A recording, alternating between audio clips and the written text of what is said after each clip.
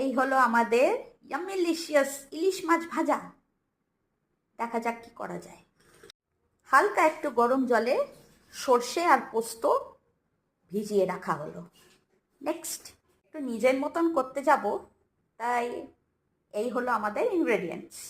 সর্ষে পোস্ত কিছুক্ষণ ভিজিয়ে রাখার পর আরও কী কী অ্যাড করা হলো না, salt, turmeric powder, Lanka, tomato and পেঁয়াজ, আর তার উপর দিয়ে ছড়িয়ে দেওয়া হলো সর্ষের তেল।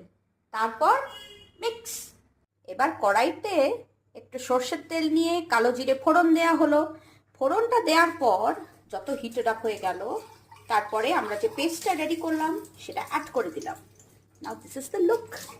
এবার আমরা ইলিশ মাছের পিসেসগুলোকে গ্রেভিটার ভেতর দিয়ে দিলাম and we will now cook it. এই কভার করে দেয়া হচ্ছে।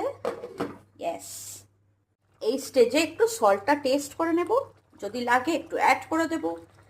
আর নামাবার ঠিক আগে দেখতে পাচ্ছেন সাদা তিল দিয়ে দিয়েছি। আর জাস্ট 2 মিনিটস দেখা যাক। গ্যাস বন্ধ করে দিয়েছি।